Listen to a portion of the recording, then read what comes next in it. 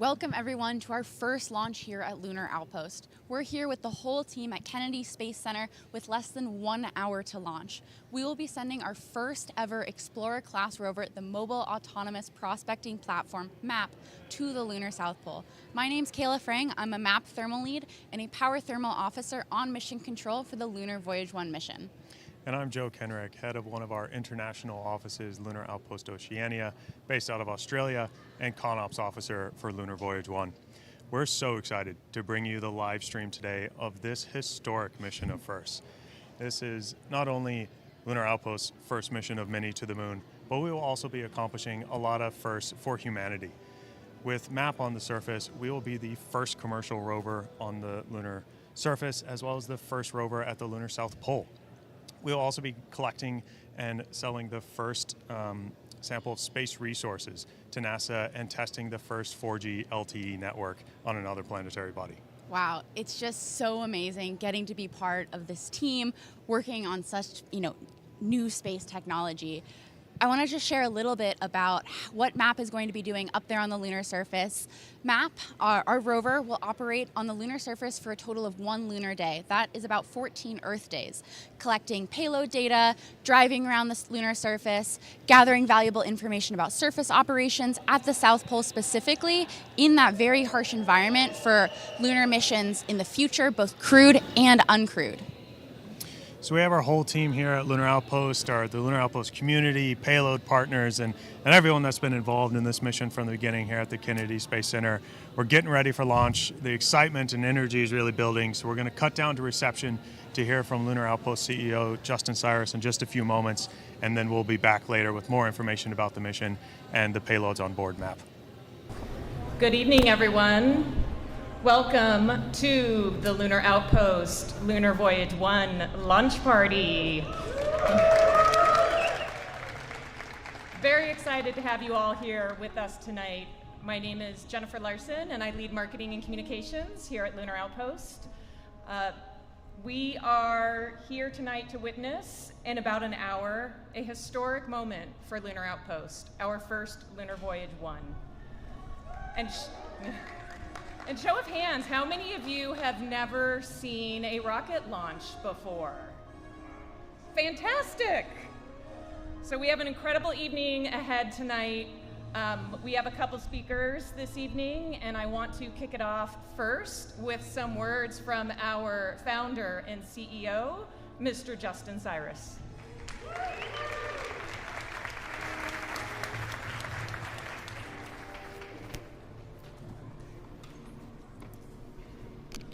All right, good evening, everyone. Thank you all for coming. This is an awesome group. I'm really thankful you all were able to make it here tonight, as each and every one of you has contributed in some way to us being here at Kennedy Space Center getting ready for our first launch. So last night I was thinking about what I was going to say today, and I actually was scrolling through my phone at old pictures trying to remember the last time I was at Kennedy Space Center. And the last time I was here, I had the great honor of meeting the Apollo astronauts. So Michael Collins, Buzz Aldrin, Harrison Schmitt, just absolute legends. And it really was a very inspiring moment for me, not only in my personal journey, but in Lunar Outpost history. So we had just kicked off Lunar Outpost. So this is back in 2017, just kicked off Lunar Outpost. This was only about a month in. So imagine meeting these guys a month into starting a space company. I mean, it was unreal, right? That's just a little bit of a taste of what this industry has to offer. So after this, I went and sat down on my table, and I was sitting right next to Jeff Bezos. And I was like, wow, right? And this is as a 20-something, first-time entrepreneur. And I was like, you know what, I'll shoot my shot, why not? So I go talk to Jeff, and he kindly sits there and listens to me, and I was like, hey, have you heard about space resources? At the time, I thought it was a good question. It really wasn't. At the time, I thought it was a good question. Asking Jeff Bezos what he thinks about space resources is asking Lewis Hamilton, F1 driver, those of you who don't know, what he thinks about cars. It's such a broad topic There's so much that goes into it, and it is such a impactful topic that it really can't be just digested in a short period of time. But I had that opportunity, and it was a very informative opportunity as we started Lunar Outpost. So with Lunar Outpost, many of you guys have heard me say this a few times, but I'll say it here again. Our goal is to offer access to the two things that space has an infinite amount of. The first of those is power, energy. The second of those is resources. If we can access either the infinite amount, the near infinite amount, of power or resources that space has to offer, that is a fundamental step change for humanity. That is why we founded Lunar Outpost, and that is our end goal, and that's what we're pushing towards. And later in that night, while we were here in the Saturn V room, Jeff gave a talk, and he said, hey, think about it this way. If humanity has a compounded interest of 1% to 2% per year for the next couple hundred years, and the amount of power that we need to operate, that we need to live, we will have to cover the entire Earth's surface and solar panels to power just our day-to-day needs, which is insane to think about. And this is only a couple hundred years in the future. And of course, you always have new technologies. You have small fission reactors, you have nuclear fusion, you have new technologies that are going to come online. But I always like that example as it gave a good perspective on how much energy we need to succeed as humanity. And when you start looking at it from the other way, how do you get there with a growing population? You can start limiting the amount of power everyone uses, you can start limiting the amount of resources everyone uses, but that is not a very free environment, that doesn't offer a lot of liberty, and that really constrains what humanity is going to be able to do and accomplish. And if you look at it the other way, if we are able to access those resources or that power, we're unrestricted, I think is the best word.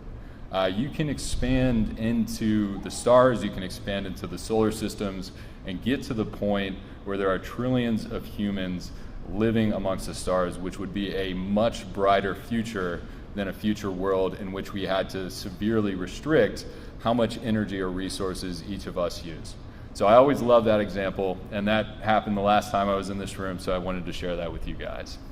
About 3 months later, we ended up building our first canary. So that canary was the driving force behind our first lunar rover, which you see here. So we went out, we actually pitched investors back in 2017, first time entrepreneur. I got turned down by 300 investors, literally 300 investors.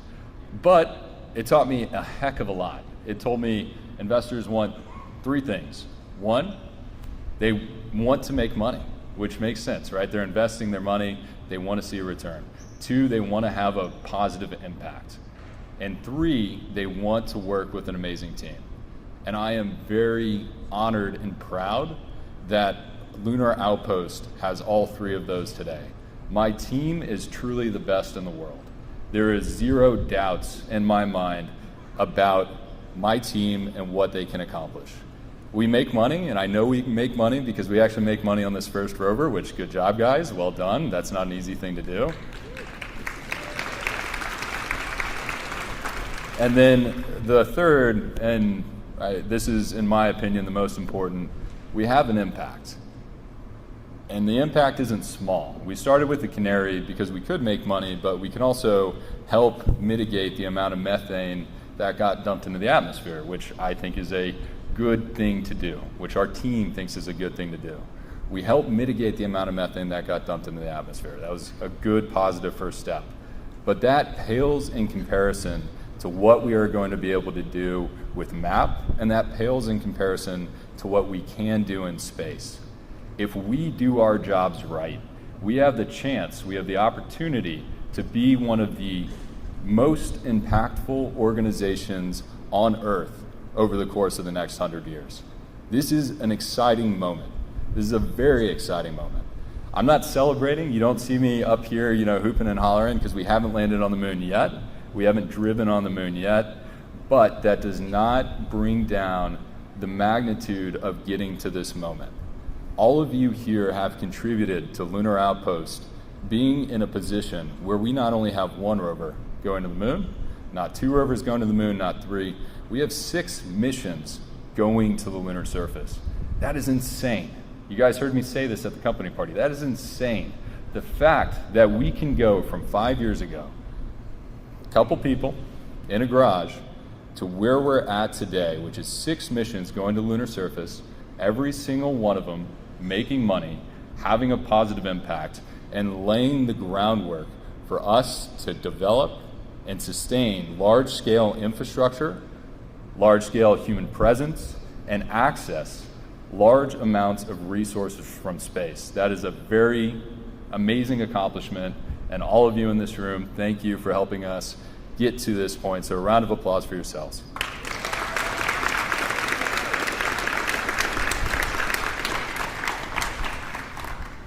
Now, next picture, Emerson. So what are we doing on this mission? And you're going to hear a little bit more tonight about what we're doing on this mission and why it matters. AJ is going to come up and give you a rundown on the logistics of the mission, what's going on, how it's going to happen. I'm going to tell you a little bit more about the impact. So for this first mission, we have 10 payloads on the MAP rover. A few of those are commercial partners, which I can't announce one of them yet, but I'm very excited to here in a few days. A couple of them are world-class research institutions that we've partnered with to bring cutting-edge lunar science down to Earth. So MIT, shout out to you guys. Yep, round of applause. They have the MIT Astronaut going on the moon, 20-gram micro rover. It's a small R2-D2 more or less that's going to provide diagnostics on the surface. The MIT Resource Camera and the Humans Wafer. So all amazing payloads. We have our first sale in human history of space resources to NASA. And that's the picture that you see behind me. So that contract was a $1 contract. I'm still very proud of that contract, one of my favorite contracts to this day, and that was a 10-cent check that NASA wrote us. We broke their financial system.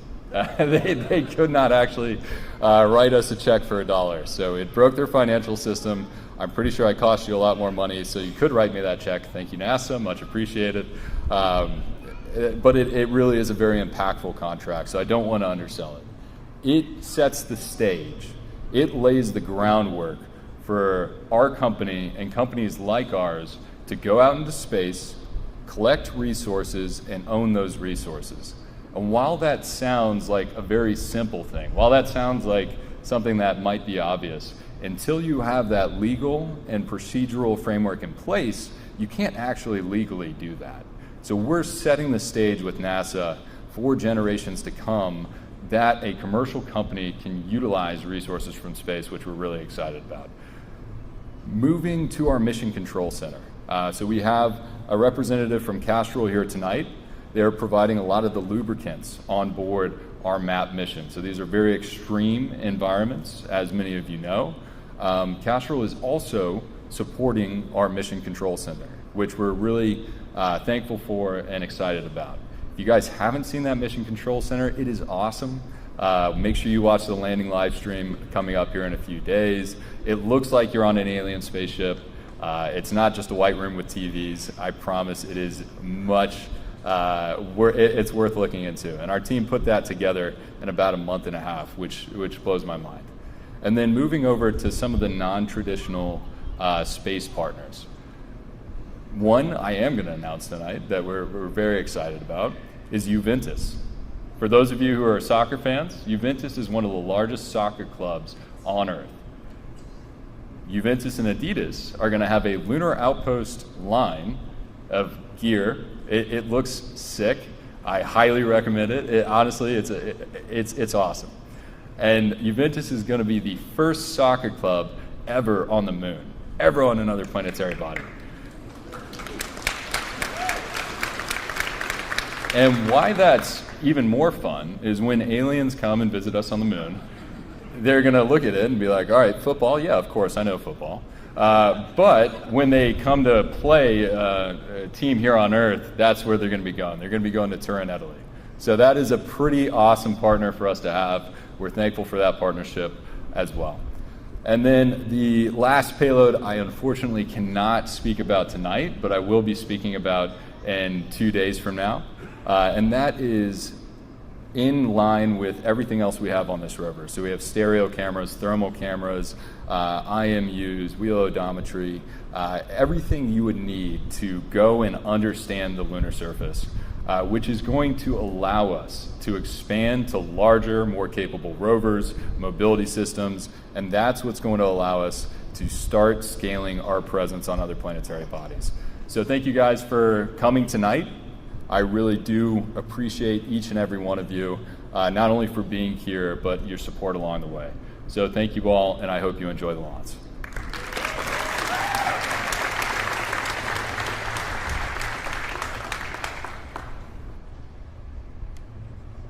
Thank you, Justin. So just kind of as Justin said about a vision of living among the stars, how many of you would love to live among the stars? A few of you. Yeah, sign me up. How about soccer line, apparel, collection? How many soccer fans in the house? Yeah, quite a few. All right, I want to introduce our next speaker, Mr. Gareth Keane.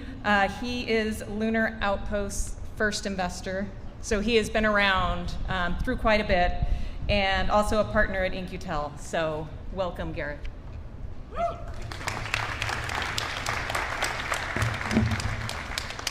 Hey everybody, I am super excited to be here.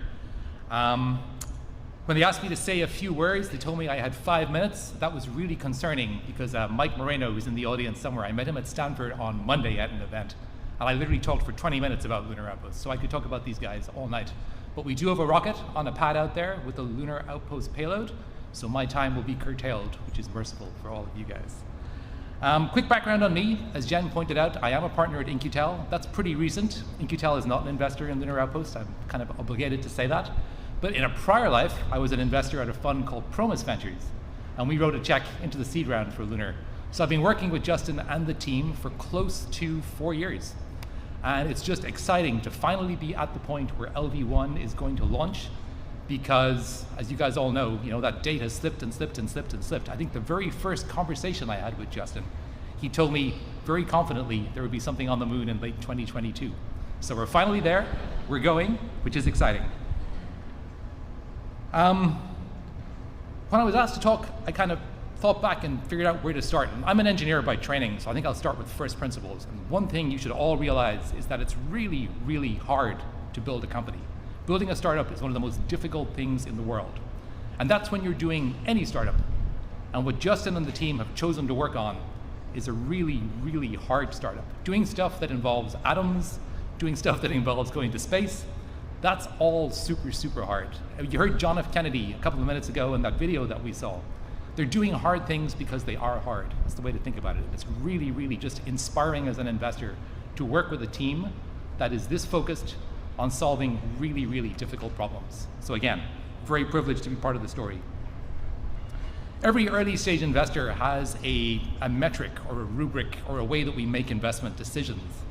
And it's typically a bunch of macro things: the size of a market, the technology and the product, the competition, some of the timing around things like government programs. For most of us, though, at the very early stage, the decision whether to invest is driven by the team.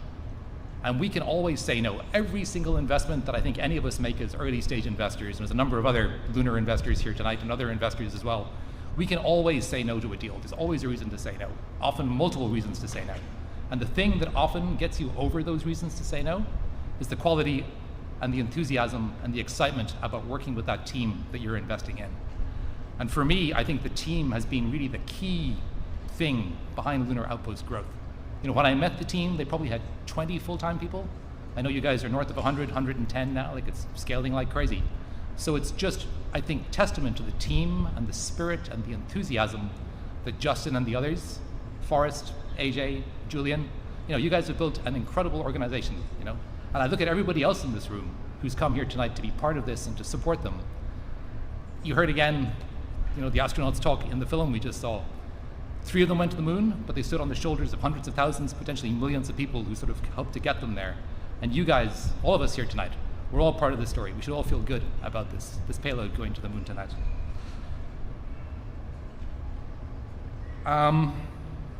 That's about it. I'm kind of excited about what comes next. This is the first step in a really, really long journey. The great thing about LV1 is that it leads to, mission 2, mission 3, the Trailblazer, hopefully on to the next phase of LTDS. And I am really excited about the fact that we'll get to come back here again and again and again to events like this, celebrate the next great milestone in this company's sort of evolution and history, and be part of seeing Lunar Outpost evolve into what I hope will be one of the leading players in the emerging sort of off-world space economy. So I'll leave it at that, hand it back to Jen, and thank you all so much and enjoy tonight.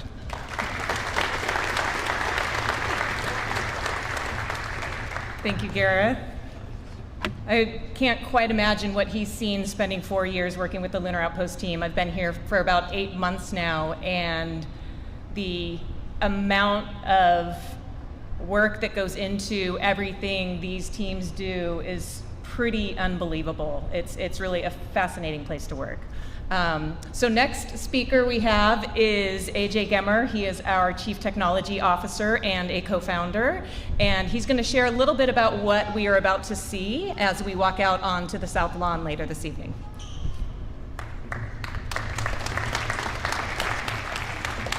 All right, thanks, Jen. Well, as Jen said, I'm AJ Gemmer. I'm Chief Technology Officer here at Lunar Outpost, and as such, I have seen MAP grow and evolve from the drawing board sketches, literally a blank piece of paper, to the flight-ready lunar rover, lunar exploration machine that it is today. And like you've heard from our other speakers, I want to start by acknowledging our awesome team. Everybody on our team has contributed so many good ideas, so many innovative solutions to the challenges that we faced over the years. And all of those sleepless nights, long nights at work, weekends, the vibe tests that almost stopped my heart, have led to this moment today where we have a rover, MAP, that is ready to go to the moon and ready to usher in the next generation of commercial space exploration. So tonight, as we head out to the launch pad, we're expecting liftoff at 7:17 p.m. and I've heard just a few minutes ago all systems are go, so it's looking great.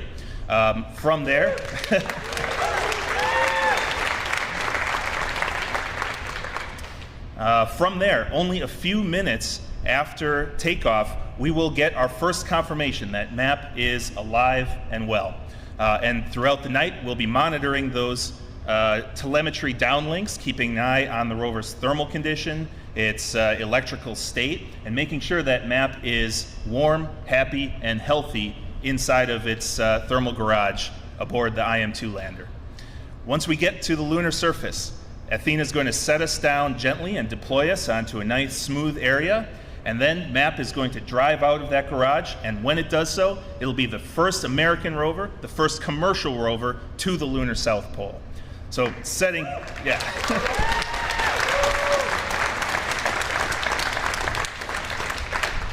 So yeah, I mean, setting records with literally every turn of the wheels. Speaking of the wheels, after only a few meters of driving, it's going to fill up its regolith hopper and complete the NASA Space Resources contract that Justin told you about. So we will help set that legal and procedural pathway for private companies to prospect for and use resources in space. Another huge first.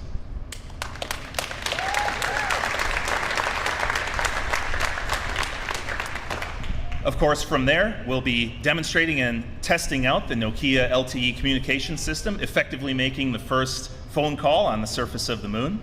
And from there, we will head out in search of whatever we find. As MAP drives off into the lunar sunset, who knows what sort of explorations we'll be able to accomplish, what sort of cool things that mankind has never seen before that we will come across.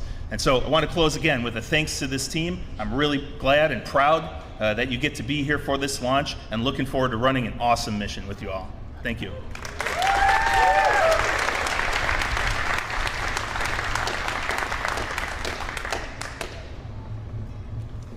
All right, so we're getting close. We're probably just about 30 minutes until launch, so we are going to be heading out onto the South Lawn here in just a bit.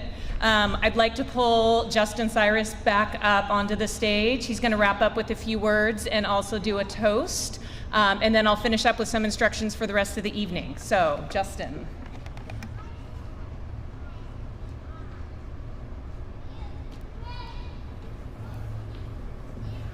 All right, thank you, AJ. Thank you, Gareth.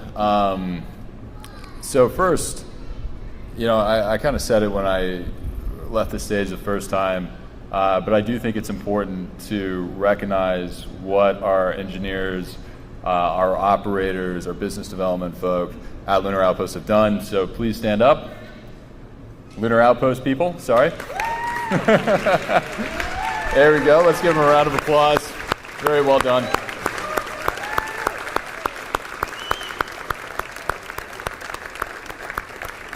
Good job getting us here. No drinking tonight because you all are going to be on console and on call for the next 2 weeks. So if I see a drink in your hand, run away. So thank you to our investors as well. None of this is possible without you guys. And thank you for taking a bet on a new economy with our team. What I can say is we got a darn good shot. We have one heck of a shot to be an industry-defining company. And that's really all you can ask for. I guarantee you, each and every person that just stood up, each and every person that's back at home in Colorado, every person that's in Europe, every person that's in Australia, all of our team members are gonna do our best to deliver the biggest impact we possibly can, not only for you, our investors, but for humanity. This is a once-in-a-lifetime opportunity. We recognize that, we know that, and we are thankful for it. So with that being said, I think we talked a lot about our partners tonight as well. You guys are awesome, and we will be testing out the first 4G LTE communications on the lunar surface. That's Nokia's. We have those amazing scientific and research partners in MIT, and we love our commercial partners as well. This is going to be a pretty exciting mission, and I think AJ said it well. Each turn of the wheel is going to be driving history. The one caveat I will add to AJ is that this is not only the first American rover to the lunar South Pole, this is the first American robotic rover on the moon ever, which is pretty insane if you think about it. I mean, we sent astronauts there, but we haven't sent a robotic rover. We had the lunar roving vehicle, but we haven't had an autonomous teleoperated vehicle yet. This is the first commercial rover ever on another planetary body. So if you think about what that means and the stage that sets, I truly believe, and I am hopeful, and I would say driven to make it a reality, that there will be thousands of companies like ours operating in space a decade from now. This is no longer 5 years out. This is no longer 10 years out. This is no longer 100 years away. We are a commercial company, a small commercial company that started in Colorado in a garage, and less than 10 years later, we have a shot to put a rover on the moon. That is impactful. So congratulations to the team for getting us here.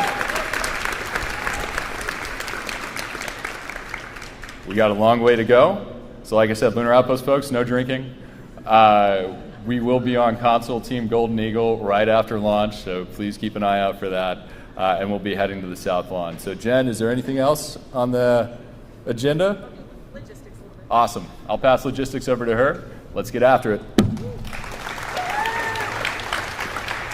Thank you.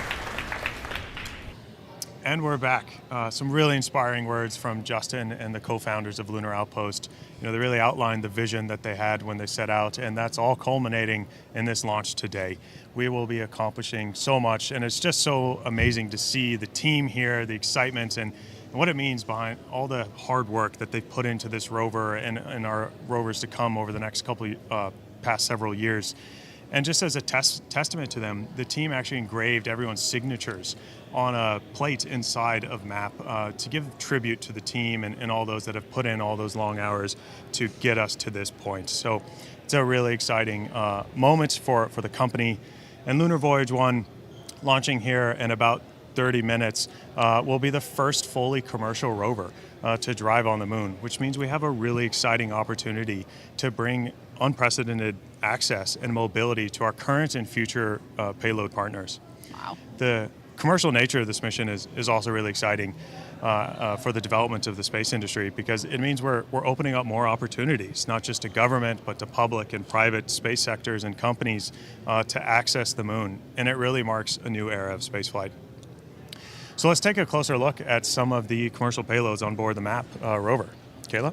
Thank you, Joe. And I totally agree. This is really an exciting new era of space, and we're really excited to tell everyone about our payloads.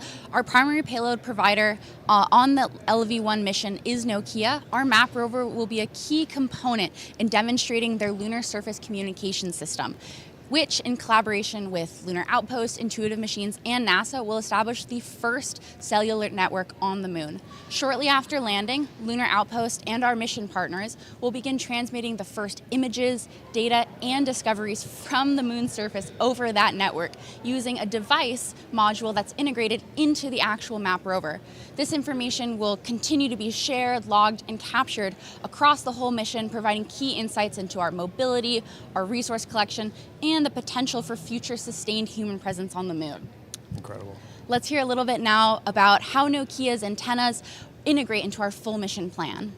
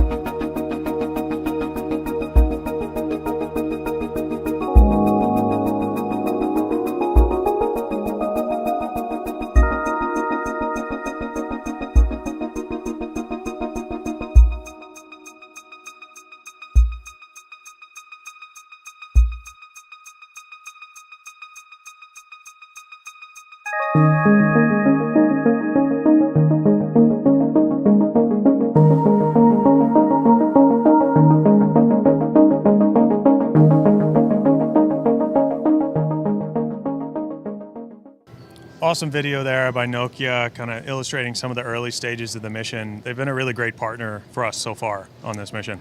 I completely agree. And truthfully, they're not just a payload. They're our primary communication method, allowing us to communicate with the rover 24/7 while it's operating on the moon. And the data that we're going to get from using the 4G LTE network will help inform communications infrastructure plans for the moon, which will be vital for the Artemis astronauts on their return, as well as future robotic systems operating there. So amazing. And one other thing I want to mention that you saw in that video is those antennas will remain stowed throughout the entire transit. And then when MAP lands on the surface and rolls out of its garage, those antennas deploy and will be upright throughout the mission, communicating to the lander and back to us here on Earth. That's right. And I can't wait to take a picture, a selfie of me and MAP, and text it back to Earth from the moon one day. So we mentioned before that this mission will be conducting the first sale of space resources. And while this isn't explicitly a payload, it's a really important development for the field of space resources. We will be performing an in situ or in-place sale and transfer of ownership of a small amount of regolith to NASA for a total of $1. We've actually already received the first check for space resources in human histories for a total amount of 10 cents. You can see a picture here of Lunar Outpost CEO Justin Cyrus receiving that check from former NASA Administrator Senator Bill Nelson. So we'll be paid out the remainder of that $1 upon completion of the sale. And this sale is really about developing the legal and procedural frameworks for conducting these types of sales in the future, so that when we go back to utilize larger quantities of the resources present on the moon, we and support the astronauts in their return, we already have those frameworks in place. And I just want to point out, I think it's so impressive that we as a company, we really stand behind what we believe in. We're selling lunar regolith that we're collecting from our rover for $1 whole. It's not just about the money, it's about being able to make that sustainable presence and really see the future of space resources on the moon and beyond. And be the leaders in doing it. Exactly. So we're actually accomplishing this collection and sale from the wheel of MAP. So the grousers on the wheel are going to collect that regolith, bring it to the top of the wheel, where the regolith will fall through some slots in the wheel into a hopper that sits on the wheel axle in the middle of the wheel. We then have a camera looking inside the wheel, and we'll take a picture of that regolith and send that to NASA to mark the completion of the sale. Wow, it's just so exciting to think about the future of science and humans being able to work on the moon, using those resources that we find on this mission and future missions to really expand the accessibility and possibility of space exploration on the moon and truly beyond. And I want to note there, we actually have a water prospecting instrument on board the MAP rover to be able to detect some of these vital resources that can only be found at the south pole of the moon, like water ice. I now want to hop over to our next payload group, also within the science bucket, from the MIT Space Exploration Initiative out of the MIT Media Lab. With them, we're hosting 3 total of their payloads: a high-resolution depth camera, a miniature rover that will ride aboard MAP called the Astro Ant, and a disk that's nano-inscribed with thousands of messages from all over the world. Actually, a fun fact here, as an MIT alum, I actually have a phrase etched on there as well. So it's kind of fun to know that a part of me will also be going to space. On mission, we'll be working closely with these payloads and the instrument providers to make sure that they're able to accomplish their scientific objectives. These payloads will be critical, to MAP's current mission of collecting visual data about the lunar surface, expecting our rover operations as well, and also the future of how we operate, learning with those payloads and sending all that data back in real time to inform our mission control and operations. Let's hear now from Dr. Ariel Ekblau for more information on these MIT payloads. Hi, I'm Ariel Ekblau. I'm the founder of the MIT Space Exploration Initiative, and I'm the principal investigator for MIT's To the Moon to Stay mission. The idea behind the MIT Space Exploration Initiative is that we unite engineers, scientists, artists, and designers in an interdisciplinary collaborative environment at MIT to really push forward the future of space technology, research, and flight opportunities. We're so delighted for Lunar Outpost to be taking us back to the moon, as we like to say, this time to stay. So the MIT research is meant to be part of a progress mission towards a sustainable lunar settlement. So we have 3 payloads with the Lunar Outpost rover. We have a tiny ant, a robotic astro ant the size of my thumb, has magnetic wheels, and is able to do inspection and diagnostic servicing tasks for future spacecraft. In this case, for the MAP rover, it will be taking temperature measurements of the top surface, really important for us to be able to understand how complicated and complex hardware performs in the difficult thermal environment of the lunar surface. The second payload is a depth camera, a 3D camera, actually really the first depth field imagery that we're going to be able to get of the surface of the moon. The cameras that were last there on the surface in the 1970s, you can imagine the improvement that we now have with this LiDAR-based camera. And the footage from this camera, the point cloud information that's going to be able to be gathered, will be imported into a VR or AR headset trainer for the future astronauts as part of the Artemis 3 crewed mission to the moon. So we're so excited for the MIT payloads to be supporting a future NASA human mission back to the lunar surface. And the third payload is a human's disk. The project is about gathering messages of hope and prosperity across the globe that had been nano-etched on this disk, which has been affixed to the MAP rover. And so we're so delighted to have both really technical research and an outreach and education message as we go back to the moon for MIT the first time in over 50 years to the surface, thanks to Lunar Outpost.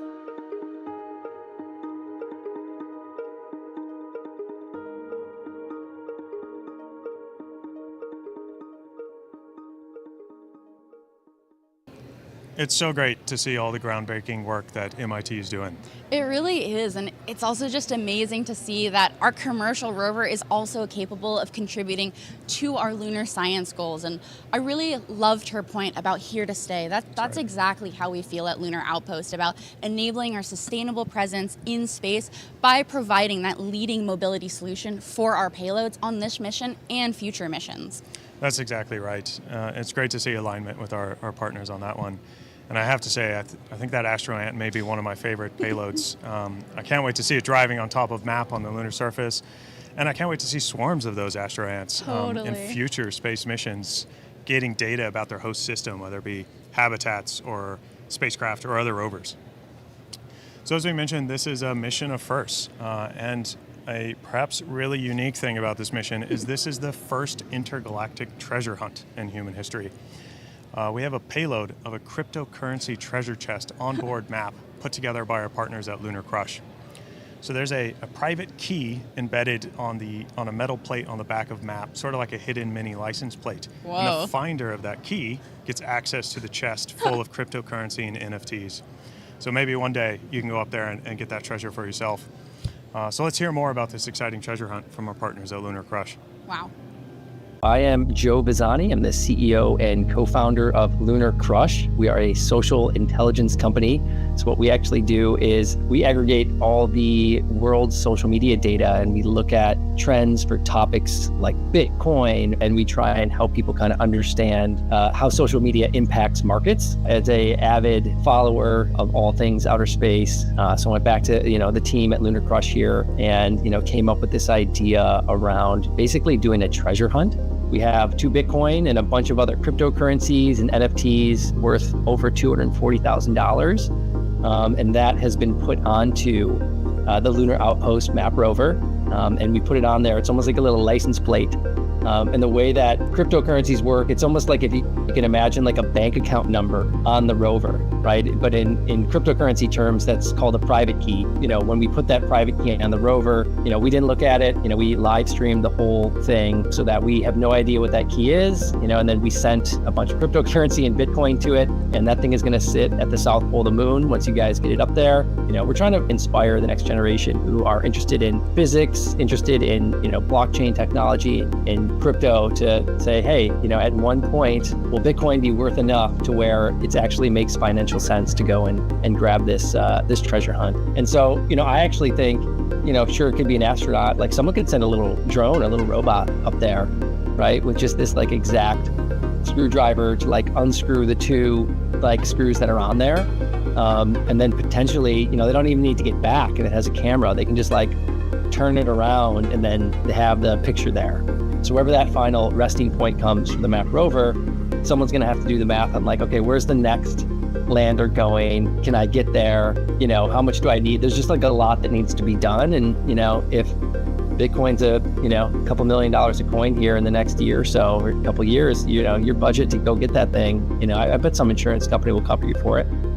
I would love to see a group of students at, one of the kind of major like STEM colleges potentially find it, someone that, might think that there's, some sort of world for them in the future where maybe they go work for this like big company and they're like a scientist or they're doing research or something like that. But instead they find this world and they get excited about, startups, and they get excited about building something on their own, and they somehow bring a group of kids together, that are kind of like-minded like them, and they say, hey, let's go see if we can figure this out. And if you end up being the 20-year-old kid or 25-year-old kid or whatever it is that maybe left their job or went crazy and decided to go get this thing, and you do, can you imagine like the companies just lined up? And then what I hope they do is they turn all those companies down and they start their own company, somewhere at the intersection of blockchain and physics, and like this kind of like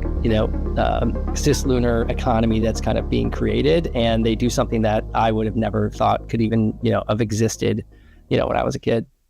So Kayla, are you going to go up there and get that treasure? 100%. I am so excited about the future of being a space pirate and collecting maps treasures on the moon. That'd be pretty cool to put on the resume. And I really like Joe's idea there of possibly using a rover to go get that key. That's so true. And I also loved his additional point about STEM engagement and really bringing in, the whole world and all ages, bringing that excitement and energy and innovation to the space industry when we're exploring the moon, and really just the future of our space exploration into the solar system. It's just very inspiring. Yeah, it's great to see. It's such an important thing to bring the public along with us. Exactly. I also want to mention, speaking of bringing the public along with us, a really exciting partner of ours is Juventus Football Club, one of the most popular and awarded soccer teams in the world.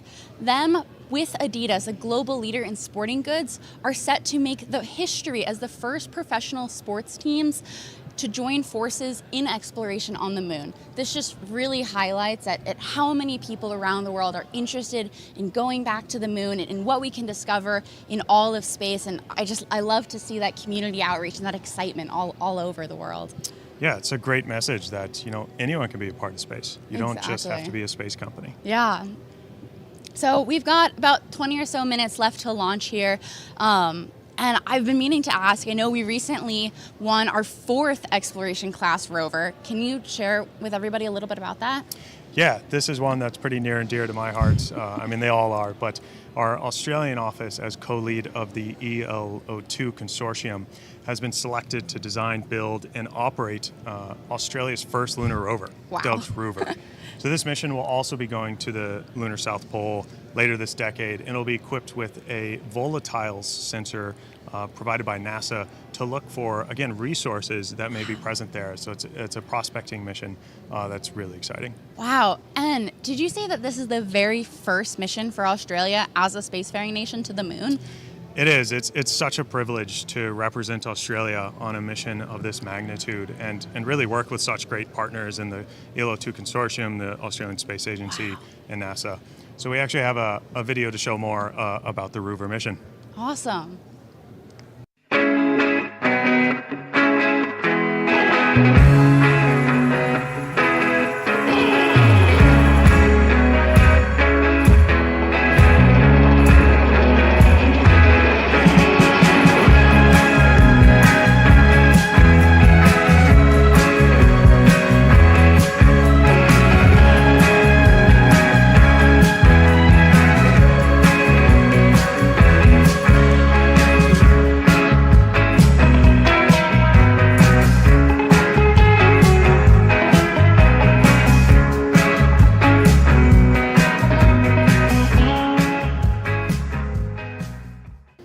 Oh, it's so awesome to see that rover and that team over in Australia. They're doing some great things. And another really groundbreaking project we have going on at Lunar Outpost is the Lunar Terrain Vehicle. Can you tell us more about that? Definitely. That is something I am so excited, and I know our whole team and company is really excited to be working on, is the next human-rated essentially space truck for the moon. We are building a human-rated rover that will be able to bring crew to various science stops at the South Pole, carry their samples, assist them in sample collection, their tools, to be able to conduct that critical science, whether with astronauts or also robotically. The LTV, the Lunar Outpost Eagle LTV, will be able to traverse hundreds, thousands of kilometers, collecting that unique information that we can learn from the moon. So we're all so excited. Wow, I mean, that is such a game changer. Yeah. Not just for Lunar Outpost, but for developing the whole cislunar economy. It's a vehicle of that capability provides unprecedented access to the lunar surface. And we got another video to show you a little more about the LTV.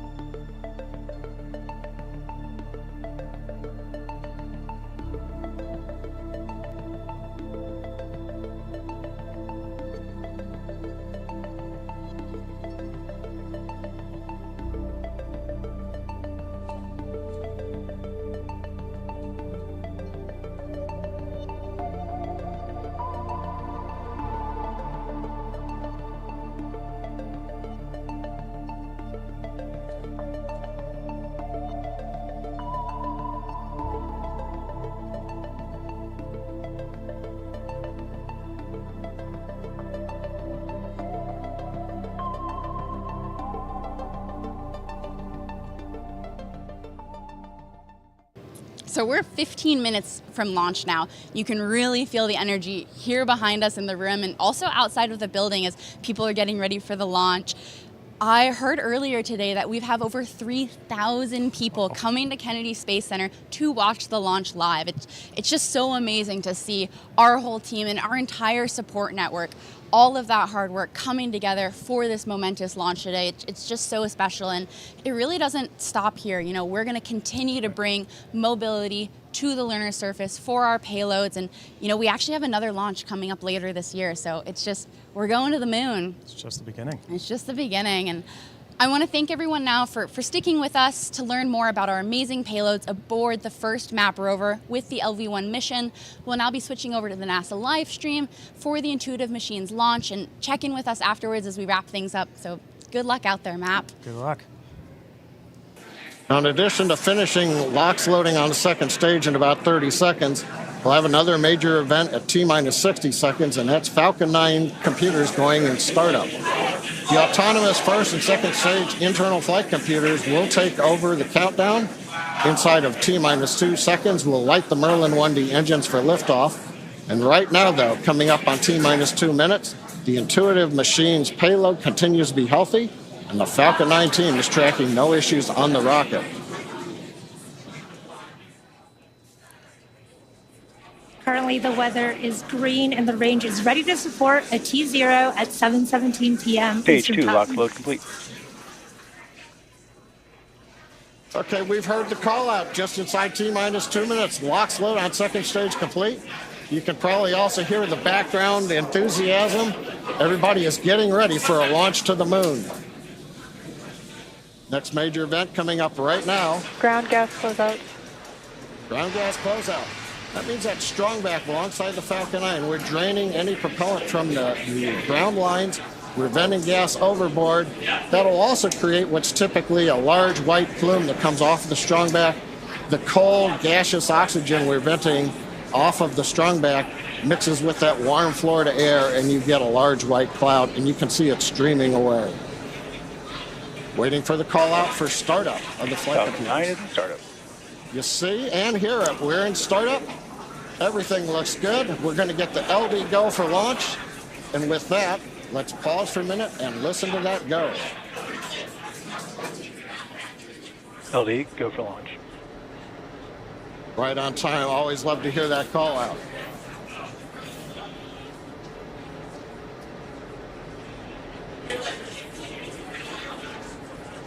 T-minus 30 seconds and counting. All systems are go for launch of Falcon 9 with the Intuitive Machines lunar payload.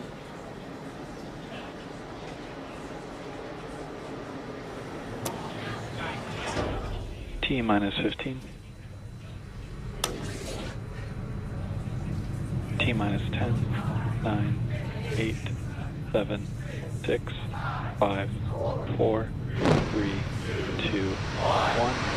Mission and liftoff. Go Falcon, go intuitive mission.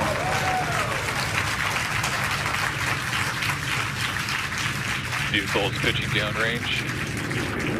And we'll be forward for nominal.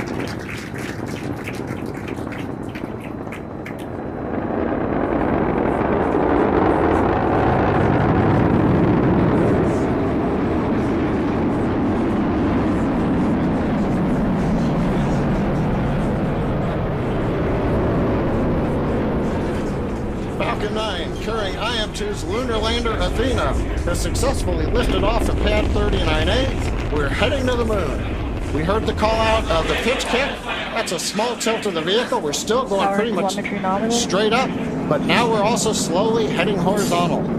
You heard that call out for power and telemetry nominal, and once we reach orbital altitude, we're going pretty much horizontal to the Earth. The rocket needs to go about 17,000 miles per Falcon hour. 9 is supersonic. Horizontally. We heard that call out. We are supersonic, and in just a few moments, we will pass through max Q, or maximum aerodynamic pressure, on the booster. Max Q. We're through max Q, and the Merlin 1D engines have throttled back up to full power. Next call out we ought to hear is MVAC chill. Falcon 9 data is continuing to look good as the first stage heads out over the Atlantic Ocean.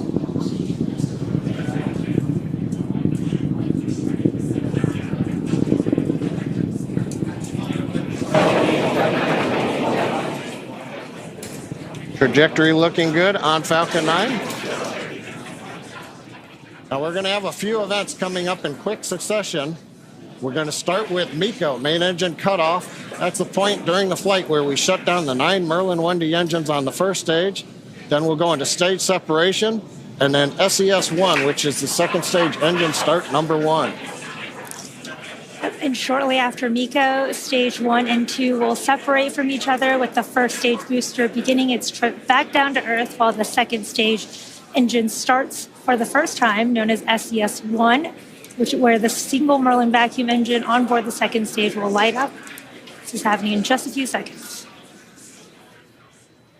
MECO. Stage separation confirmed.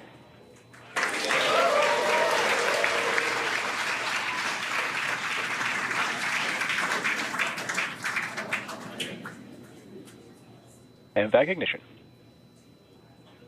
Call-outs of 3 good events. You heard it, and you should have seen it there on the webcast. MECO Stage 7, SES-1. Now, the first stage is not powered. It's shut down. Great views coming from the second stage cameras as we have just had sunset a little while ago at Kennedy Space Center. The first stage is now coasting to apogee. That's the view on the left side. We're slowly turning using cold gas thrusters. We're turning to orient the engines into the direction of flight. Also, you may have been able to make out in a little bit of the light, the titanium grid fin deployment is underway. We're using pneumatic gas pressure. Confirmed. And here comes fairing separation. And a beautiful view. Looking at Athena and the ride shares on top of the second stage stack. So we had good fairing Vehicles separation. are on a nominal trajectory. Trajectory's nominal. First stage is looking good as it coasts to apogee. Second stage under power. Yomei, everything continuing to look good right now on the mission. Wow, it was truly emotional watching Map go up into space, just seeing, the cloud of fire as the rocket lifts off, and you can physically feel that. That's not something I expected. No. I thought that was my heart, but just the whole energy. So it was just so special, and I'm really excited to be a part of this team to make that happen. Look, I'm at a bit of loss of words. It truly was amazing. So much more, special than I anticipated. You're right. Just that roar. I really wasn't anticipating that. And as we said before, this is just the beginning. A new era has begun today. not just for commercial space missions and not just for Lunar Outposts, but we are setting the foundations for utilizing space resources, allowing humanity to access the infinite resources and energy of space to fundamentally change Earth and society for the better. So true. And I want to hit on something you mentioned earlier. You know, this is a mission of first, not just for Lunar Outpost as a company, but really for the whole world, setting that precedent as a commercial rover on the moon, going to the South Pole, being the first rover at the South Pole, gathering critical data about that harsh environment for the future of humans and robotic exploration of the moon. Also the first sale of space resources, setting that precedent, bringing humans back, the first 4G LTE network on the moon. That's how we're going to be able to communicate with MAP 24/7, as well as the first intergalactic treasure hunt, just truly inspiring generations to come and getting us back into space. Well, we really are setting the bar high on this first one. Not sure how we're going to top it with the ones preceding. So our team is now headed back to Colorado, to the Lunar Outpost headquarters, to our mission control that we actually developed together with Castrol. So that concludes our live stream today.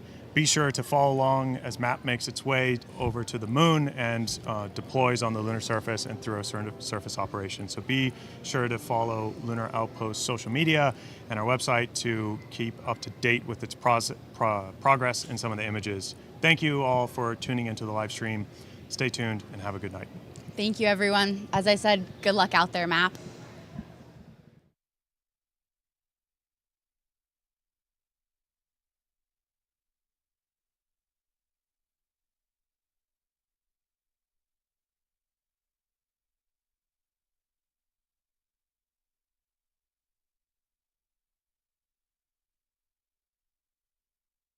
Hi, welcome to the Lunar Voyage One landing live stream. We're here at our headquarters in Golden, Colorado, with landing only a half hour away.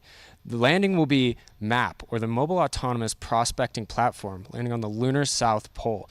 I'm Emerson Garnett, a business development specialist here at Lunar Outpost. And I'm Tim Muncie. I'm the head of commercial business development at Lunar Outpost. And as Emerson said, this is a historic mission of first, not only for the company, a first of many missions, but a historic mission in that there are many firsts for humanity. This is the first commercial rover to deploy onto the lunar surface or any other planetary body.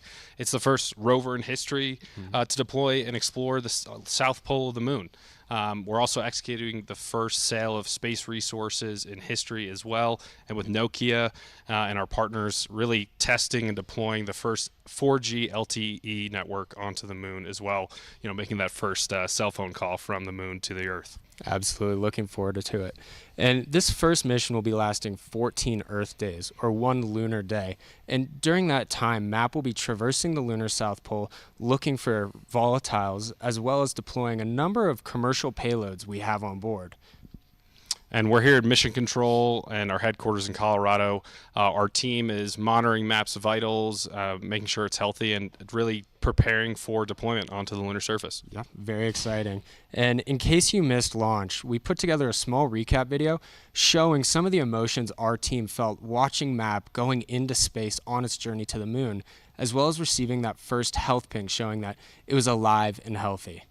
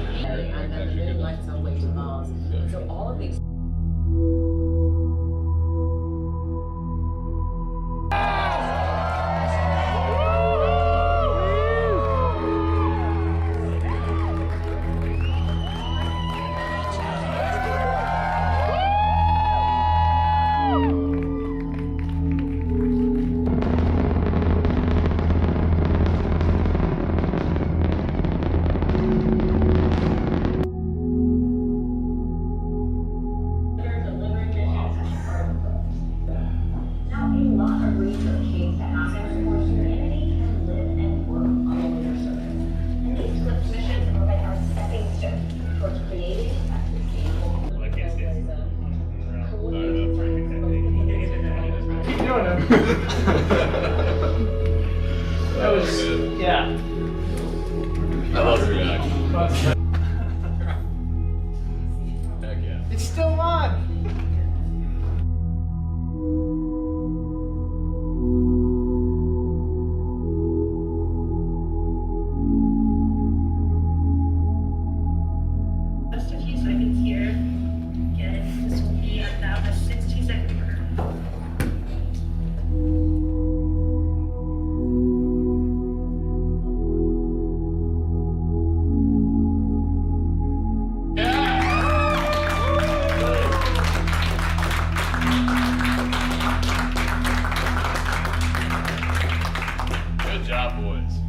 Well done. All right, we survived launch. Now, 100,000 kilometers to go. All right. Good job, guys. We're here.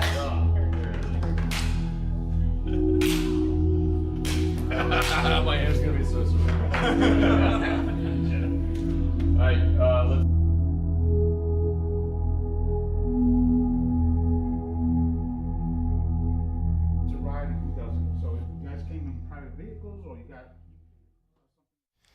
Absolutely, and this mission really is a testament to the maturation of the new space economy. We're working with Intuitive Machines, bringing their Nova C-class lander, bringing us to the moon, and on board our rover we have a number of commercial payloads ranging from Nokia to MIT, as well as a few surprise ones. And we're going to talk a little bit about Nokia. We're super excited to be partnering with them as our primary payload customer and provider.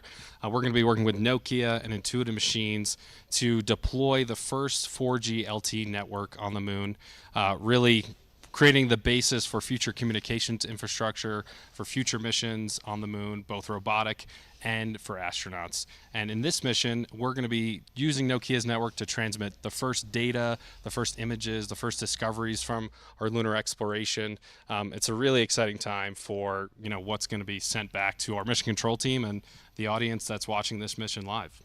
Absolutely, I can't wait to get the first FaceTime from an astronaut. Yeah, it's going to be incredible. And also, we have an animation here that's going to show the deployment of Nokia's antennas on the MAP rover after it drives off the Intuitive Machines Athena lander.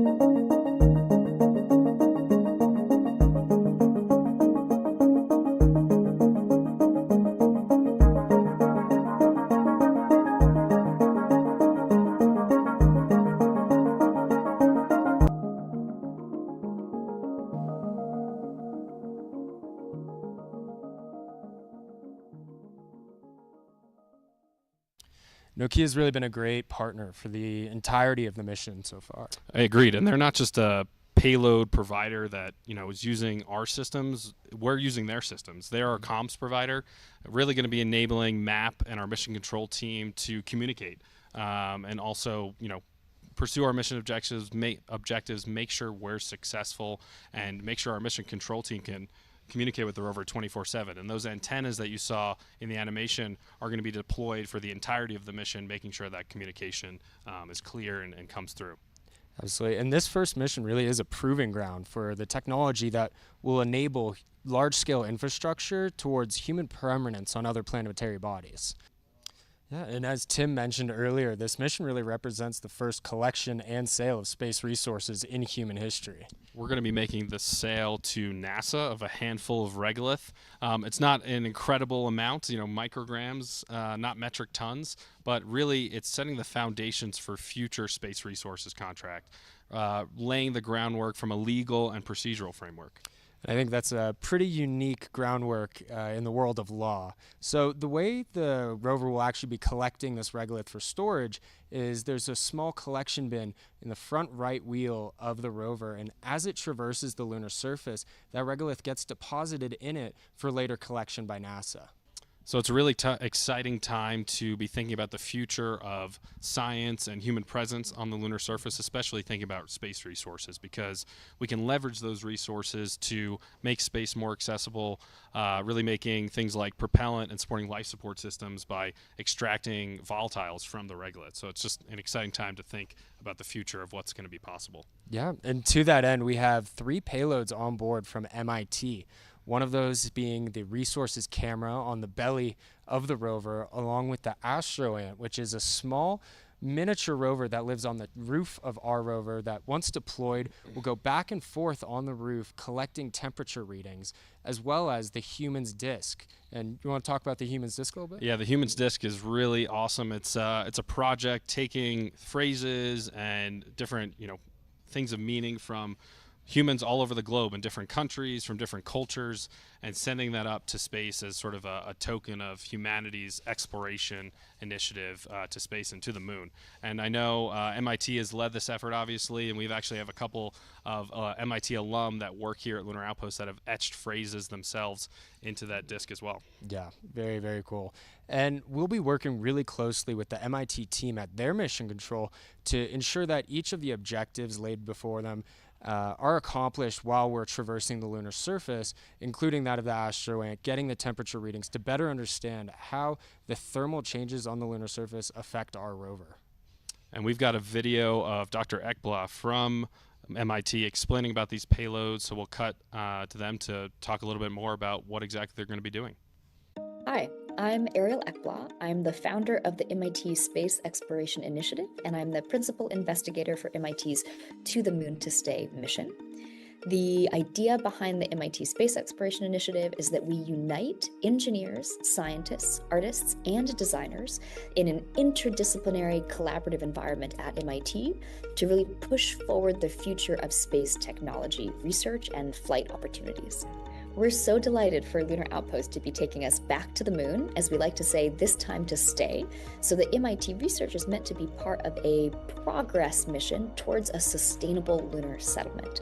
So we have 3 payloads with the Lunar Outpost rover. We have a tiny ant, a robotic astro ant the size of my thumb, has magnetic wheels and is able to do inspection and diagnostic servicing tasks for future spacecraft. In this case, for the MAP rover, it will be taking temperature measurements of the top surface, really important for us to be able to understand how complicated and complex hardware performs in the difficult thermal environment of the lunar surface. The second payload is a depth camera, a 3D camera, actually really the first depth field imagery that we're going to be able to get of the surface of the moon. The cameras that were last there on the surface in the 1970s, you can imagine the improvement that we now have with this LiDAR-based camera. And the footage from this camera, the point cloud information that's going to be able to be gathered, will be imported into a VR or AR headset trainer for the future astronauts as part of the Artemis 3 crewed mission to the moon. So we're so excited for the MIT payloads to be supporting a future NASA human mission back to the lunar surface.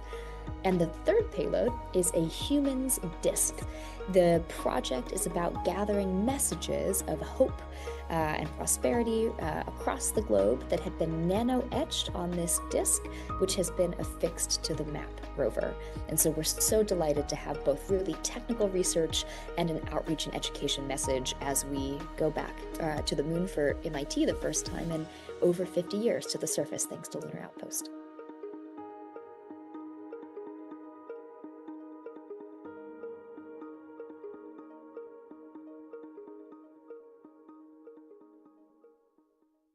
It's amazing to see the groundbreaking work that MIT is doing in the pursuit of human permanence on other planetary bodies. Yeah, I totally agree. And I like her comment on here to stay, really highlighting that Lunar Outpost mobility solutions are enabling that sustainable presence for our payloads on the lunar surface. Absolutely. And another payload we have on board is from Lunar Crush, the Nakamoto 1 project, which essentially is a lunar treasure hunt. So we have a key carved into the back of the MAP rover, which whoever finds it first gets to keep a good amount of crypto as well as NFTs that are placed on the moon. And with the price of Bitcoin these days, I mean, I might be launching a rocket up myself to try to grab that. Absolutely. And I know after talking with Joe from their team, he's hoping it'll be a group of students on board with another, hopefully, map rover. Yeah, that'd be great to use MAP to try to collect that intergalactic treasure chest. Absolutely. I had the chance to talk to Joe recently and hear kind of his thoughts on the treasure hunt from his own words. I am Joe Bizzani. I'm the CEO and co-founder of Lunar Crush. We are a social intelligence company. So what we actually do is we aggregate all the world's social media data and we look at trends for topics like Bitcoin, and we try and help people kind of understand how social media impacts markets. As a avid follower of all things outer space, so I went back to the team at Lunar Crush here and came up with this idea around basically doing a treasure hunt. We have 2 Bitcoin and a bunch of other cryptocurrencies and NFTs worth over $240,000. And that has been put onto the Lunar Outpost map rover. And we put it on there. It's almost like a little license plate. And the way that cryptocurrencies work, it's almost like if you can imagine like a bank account number on the rover, right? But in cryptocurrency terms, that's called a private key. When we put that private key on the rover, we didn't look at it. We live streamed the whole thing so that we have no idea what that key is, and then we sent a bunch of cryptocurrency and Bitcoin to it. And that thing is going to sit at the South Pole of the moon once you guys get it up there. We're trying to inspire the next generation who are interested in physics, interested in, blockchain technology and crypto to say, hey, at one point, will Bitcoin be worth enough to where it actually makes financial sense to go and grab this treasure hunt? And so, I actually think, sure, it could be an astronaut, like someone could send a little drone, a little robot up there, right, with just this like exact screwdriver to like unscrew the 2 like screws that are on there, and then potentially, they don't even need to get back if it has a camera. They can just like turn it around and then they have the picture there. So wherever that final resting point comes for the map rover, someone's going to have to do the math on like, okay, where's the next lander going? Can I get there? How much do I need? There's just like a lot that needs to be done. And, if Bitcoin's a couple $1 million a coin here in the next year or so, or a couple years, your budget to go get that thing, I bet some insurance company will cover you for it. I would love to see a group of students at, one of the kind of major like STEM colleges potentially find it, someone that, might think that there's, some sort of world for them in the future where maybe they go work for this like big company and they're like a scientist or they're doing research or something like that. But instead they find this world and they get excited about, startups, and they get excited about building something on their own, and they somehow bring a group of kids together, that are kind of like-minded like them, and they say, hey, let's go see if we can figure this out. And if you end up being the 20-year-old kid or 25-year-old kid or whatever it is that maybe left their job or went crazy and decided to go get this thing, and you do, can you imagine like the companies just lined up? And then what I hope they do is they turn all those companies down and they start their own company, somewhere at the intersection of blockchain and physics, and like this kind of like, cislunar economy that's kind of being created. And they do something that I would have never thought could even, have existed, when I was a kid. And another really exciting partner we have on board is actually Juventus Football Club and Adidas, making them the first football club in space. Now, we can't talk too much about what the partnership is going to be. There are going to be more details that come out in the next day or so, but this is super exciting. Another historic first for some leading organizations in the sports world. Yeah, and it just shows the new space economy is growing even into the sports industry.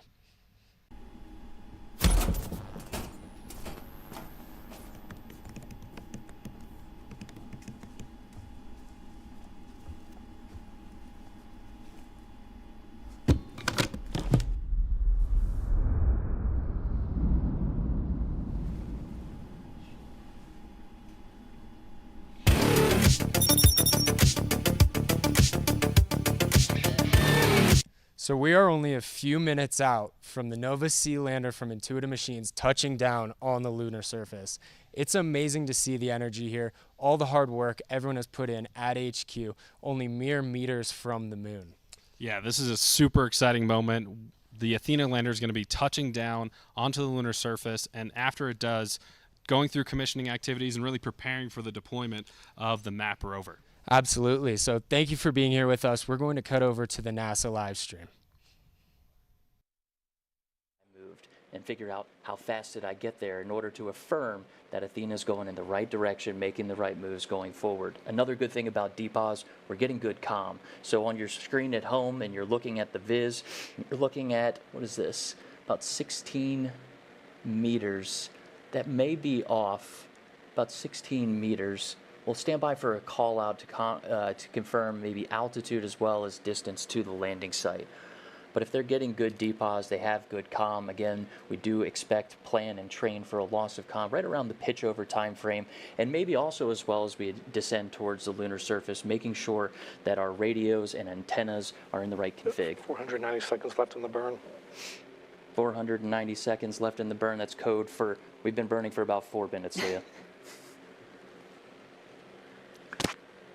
We'll stand by to try to get some more data and call outs here, maybe some kilometers up range, as well as the mixture ratio, trying to figure out the vehicle's performance, that mixture of liquid methane and liquid oxygen going into the engine. Let's take a second and listen in to flight controllers here. GNC 174 acknowledged. It's a different mode inside of the guidance, navigation, and control software called out from Michaela Landivar, if I'm not Chamber mistaken. pressures and temperatures still nominal. Nominal temperatures. This 450 seconds left in the braking. 450 seconds left in a braking. 5 minutes in. Code for 5 minutes in. Again, this is a braking burn, the powered descent initiation, really committing us to our final descent. Earlier this morning, we had the DOI, or the descent orbit insertion, which got us out of lunar orbit itself. And since then, Athena has been completely autonomous. So Josh, is there anything right now that flight controllers can still command on the spacecraft? That's a good point. I mean, there is an autonomous process that is bringing Athena from descent orbit insertion, triggering powered descent initiation, and then through to the lunar surface. Flight controllers do have a few options to manually intervene. We talked about allowing a little bit of extra time with that additional 50 meters for 400 PDI. seconds left in braking. 400 seconds left in braking. We're almost up on 6 minutes inside of this burn. But that extra 50 meters is allowing flight controllers to manually confirm and screen alternative measurements, as we did have a little bit of uncertainty and variability with recent landing measurements. By my count, we're just crossing about 6 minutes, Leah. That means we're GNC over. 175 acknowledged. Another guidance, navigation, and control mode call out there. We are over halfway into this 11-minute burn using the main engine on Athena. AFM is in braking 2. Braking 2, progressing through that PDI count, Leah. 350 seconds left in braking. 350 seconds left in braking, just crossing over the 6.5 minute mark since PDI, powered descent initiation. This is one continuous burn from PDI all the way down to the surface. VFM mode is DPOS only. All right, we're still processing delta position. Those are camera measurements the lander is looking at and making decisions. One of those decisions will be using hazard detection to fly to an intended landing region and then autonomously make those decisions of a safe site, whether that's safe from a boulders or steep slopes. We'll hear those call outs after we pitch over. You'll hear HDA, and that's what we're listening for to figure out where those hazards are and choose a new landing site. Now over 7 minutes into the burn, this braking burn, 300 seconds left in braking. specifically 300 seconds left, this braking burn. Engine is still healthy. And great confirmation about the engine itself. That engine is bringing GNC us. 176 acknowledged. Engine is bringing us from about 4,000 miles per hour to eventually a soft about 1 meter per second, or about 3 feet per second landing. And I'm catching a little jitters watching the viz here, so I think folks at home will be seeing the same thing. Remember, this is data being streamed down from a lander that's braking about 4,000 miles per hour, trying to feed that data back 250,000 miles away. TAL is ebb now at 5 dB. Just to enjoy a little view. 8 minutes elapsed. Camera's now in braking 2 mode. We are still inside of PDI, braking 2 mode. 250 seconds left in braking. So we cross over 8 minutes into this burn.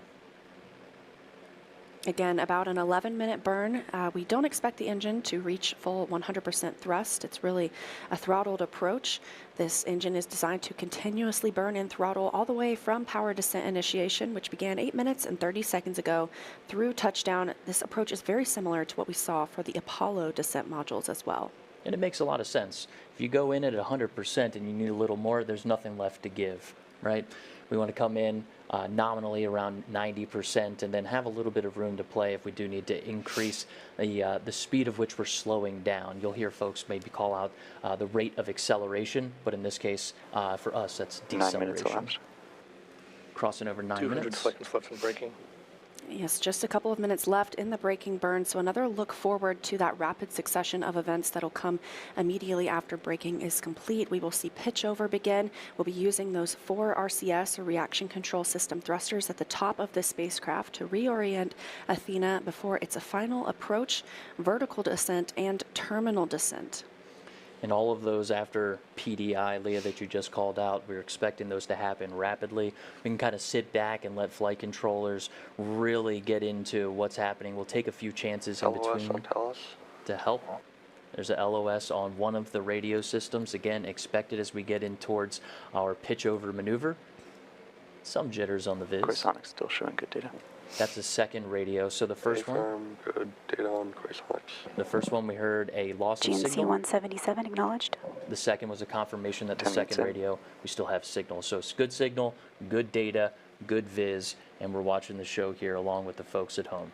10 minutes into the burn, so expecting just about a minute more until the end of this braking maneuver.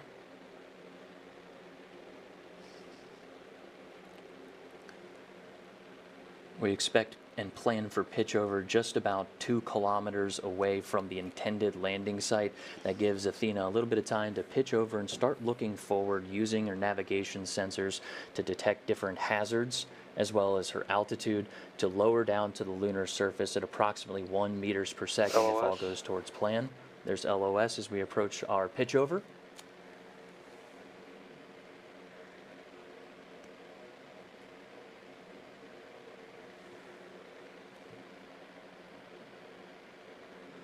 All right, we're approaching 11 minutes into the burn. Local time is 11:26. AOS on Quasonics. 11 minutes in. 11 minutes in, we heard another call out that we're up on Quasonics. That's our radio system. It's 11:26 local. I'm looking at a pitch over time at 11:27 in about 52 seconds. So we are coming up over to the pitch over where we expect to have some loss of comms. Earlier we talked about multipath. That is very unique to the lunar South Pole, where our radio signals are using multiple ways to get to the same destination, whether that's from bouncing off the harsh terrain or some different polarity issues down there on the South Pole. We expect to have a weaker than normal signal, but we still want to make sure we get that confirmation, Leah. As part of that confirmation, we're going to safe the vehicle, figure out the status there, and then start working on pictures after everything's safe. Maybe around 2 hours after landing, we can cherish that photo. LOS on Quasonics. There's that loss of signal on one of the radio systems. We approach 12 minutes into PDI. Again, the engine will continue to fire, albeit it will continue throttling down as we approach the lunar surface. And a reminder, the viz is a simulation based on flight data, but if we do lose contact with the lander, which can be expected based on the conditions at the lunar South Pole, we will continue to see projected data on this visualization. And we're approaching G, as in ground, to 2 minutes. We expect to drop this clock here in 2 minutes and take all of our commands from inside of Nova Control. The bottom right hand of your screen, that's Dr. Tim Crane, our co-founder and Chief Growth Officer, also sitting in as Mission Director for landing this IM-2 mission. Standing by for the latest information. Let's wait one.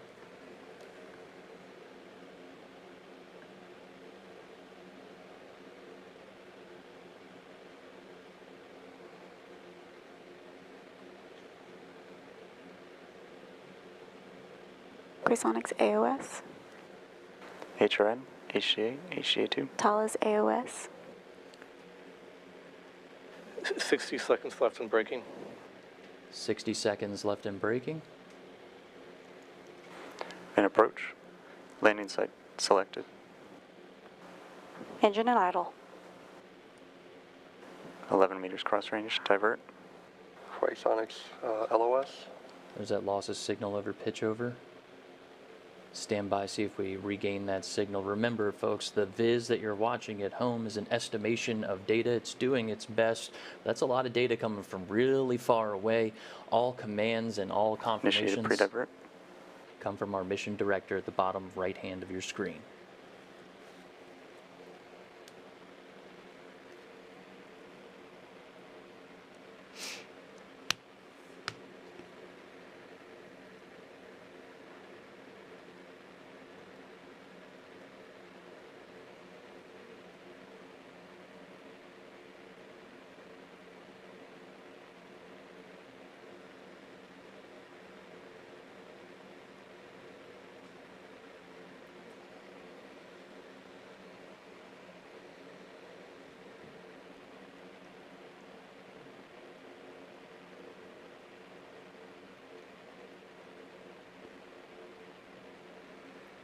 Again, we are standing by, monitoring the viz just as you are at home, along with Nova Control.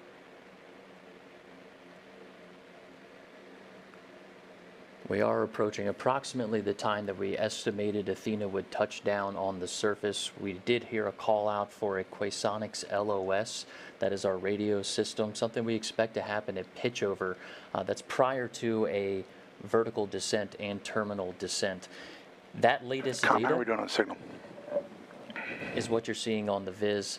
Why don't we go We currently are getting our uplink through Hemi 2, and we have a healthy AGC value, so our uplink is coming in strong for Talas. And then for our downlink, we have a strong EBNO at 17 on Green Hilly, and we are currently not seeing our Quasonics.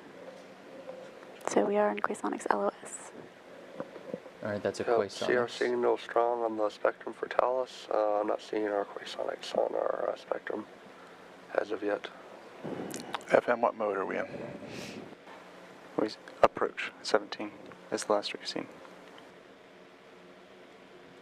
All right, so that's up on one radio, and they do have a loss of signal in the second. Fido, I'm looking at the Sense Excel. Do you see the Sense Excel reading? Let me look. That's a mission director detecting, see if I the am lander... seeing he sensed Excel 1G. So that was the mission director, Tim Crane, trying to figure out what is the vehicle sensing. It has two inertial measurement units on board. You can think of those as your inner ear. So when he's asking what is the sensed acceleration, that's what he's asking for, is what is that inertial measurement unit, that inner ear, detecting as far as acceleration.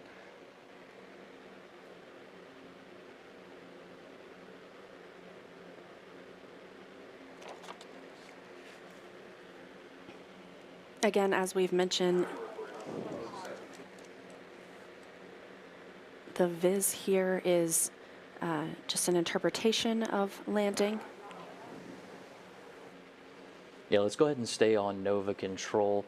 Looks like the viz is hovering. We can't... Prop, what are you seeing on the engine? The engine is still in idle at min thrust.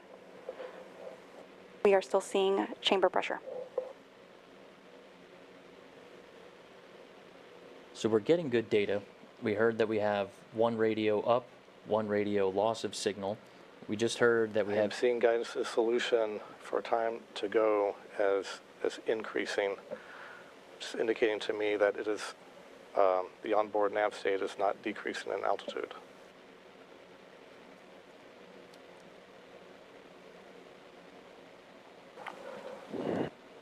The good news, the HRN laser is now ready to fire. So we heard that we have one good radio sending down data, one that has loss of signal. We have prop... Standing by with a manual command for landed ops. Yep. No recommendation at this time. Yep, we have prop telling us that we have good data. That was someone just commanding. We heard exec mode to go into this firing mode, and someone standing by to get into our landed ops mode. I'll wait for Dr. Crane to confirm here. But if we're pulling down data, we'll see how this goes. Looks like Tim's about ready to jump on the loop and sort out what we saw on the Viz versus what the folks inside of Mission Control are seeing on their monitors. It's a good reminder, too, this public channel that we're listening to here in the studio, Leah, and what people are listening to at home, at the landing party at Lone Star Flight Museum. All right, folks. I'm showing that we are sensing lunar acceleration. So we're on the surface. Let's evaluate.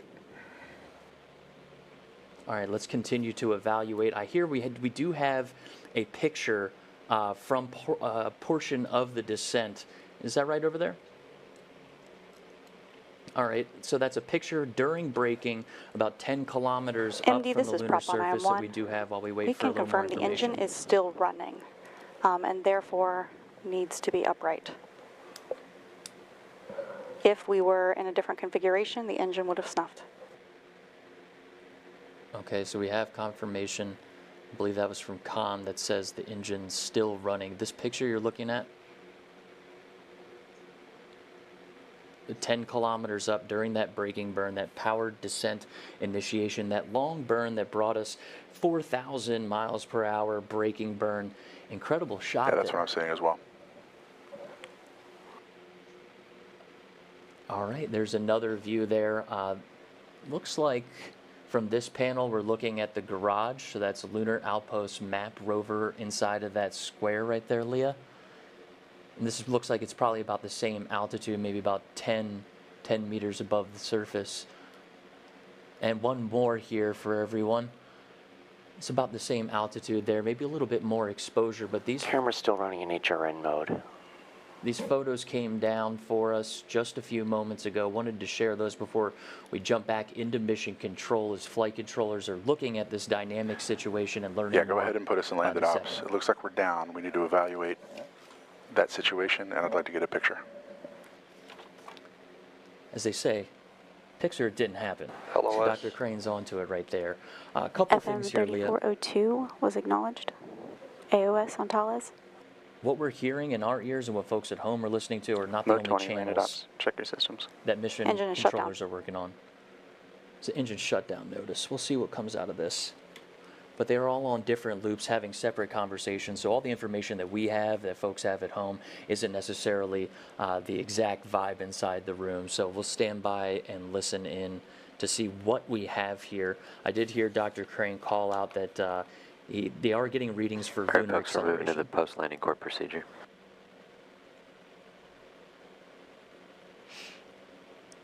All right, Spark, I'm going to start shutting some stuff off as soon as we can. Copy. Can you meet me on my loop, please? Feed lines are inerting. All right, so if we have enough data to be inerting feed lines, that means the engine's no longer running, and it's a state to bleed off that extra pressure. This is part of that safing bit that we talked about earlier, Leah.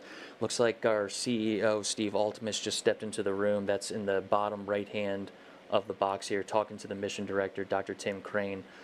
He just called out telling Spark to turn some things off. That's because we need to remain in a power positive state, Leah, getting that top deck solar array into a spot where we are able to charge. But sometimes you have to turn a few things off to make sure that you're charging and not just burning through that power.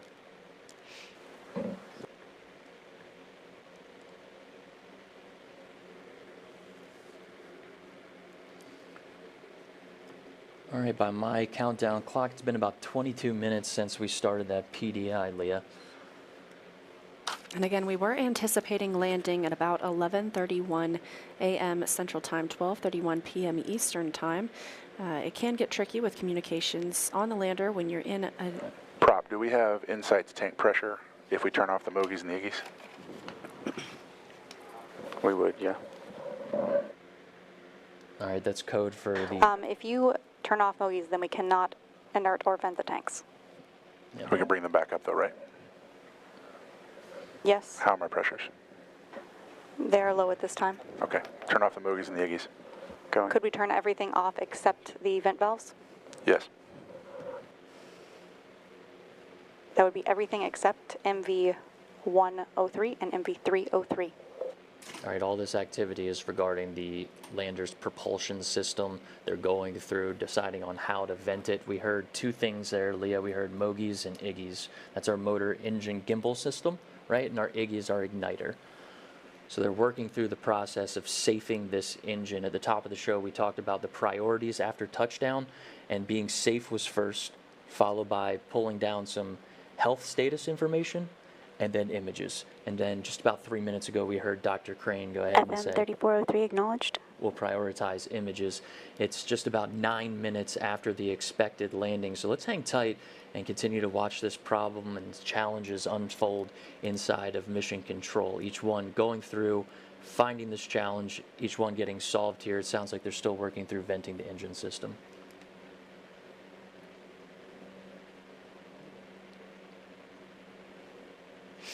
Let's power off the Quasonics until we get a handle on what antenna we're going to pipe it through. Copy. Quasonics is currently in idle mode. Good enough, thank you. Quasonics, that's our radio. There's 2 radio systems on the lander. It sounds like when we talk about that vehicle health status, we heard some things for prop. Vehicle health status includes being in a power positive state. Spark 636 acknowledged.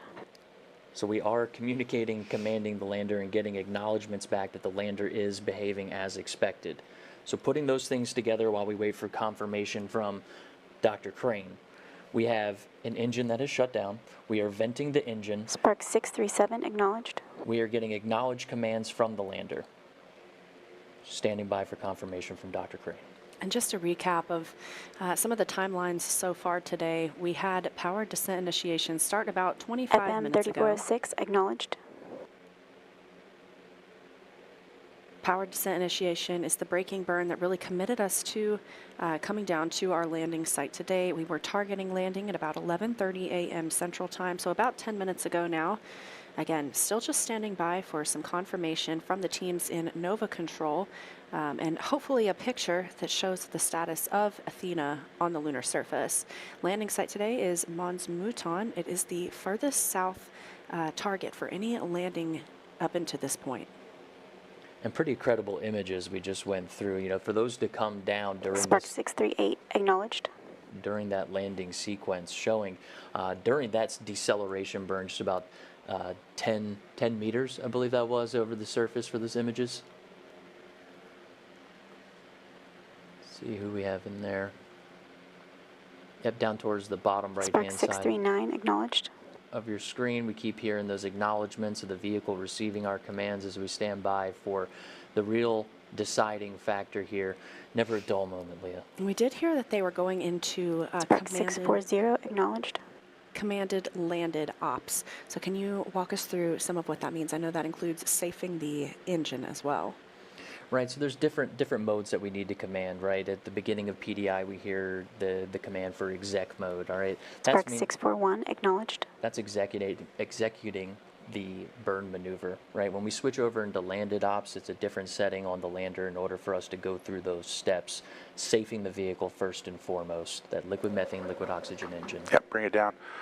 Also, FM, I'd like a recommendation on whether or not we keep Talos 1 up or if we bring it down. It's going to be a decision on up and down for radios based on bring it down power. for now. We're taking the same pictures. I would not recommend powering down Talos.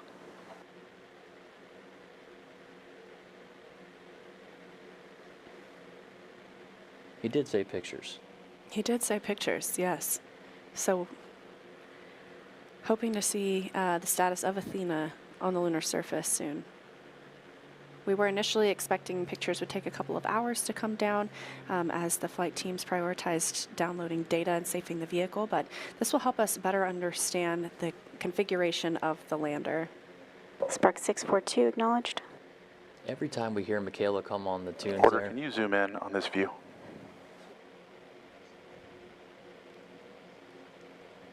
Actually, give me the spacecraft view. Spark 644 acknowledged. getting all these acknowledgements coming through. No, take task down. All right, we're going to see here. Looks like Tim's Star got a good tracker's spot. down. Keep powering down things that we're not using anymore. Mission director looks like he's looking up at the screen, maybe they're looking at a little bit of data that we do not have in front of us. Still standing by for confirmation. But we've heard a few steps go through the process, venting the lander's system, hopefully pulling down data inside of mission control, confirming Athena's status on the surface. And then finally, it sounds like we've heard a couple mentions of pictures. We've shown a couple from that descent stage. And we're just going to keep standing by, looking into Nova Control here in Houston, Texas, just down the street from Johnson Space Center, to find out the situation inside of the IM-2 mission with Athena's touchdown. Again, that was about, nominally, the touchdown time is about 14 Spark and a half 645 minutes ago. acknowledged. Still in contact with the vehicle right now. We know the vehicle has shut down. Its engines are powered down. We are getting acknowledgement transmissions to the vehicle. All right, team. Keep working the problem. We're shedding power as fast as we can to keep the vehicle in good health. We are generating power. We are communicating through our telemetry radio, and we are working to evaluate exactly what our orientation is on the surface. Spark 646 acknowledged. Spark 648 acknowledged.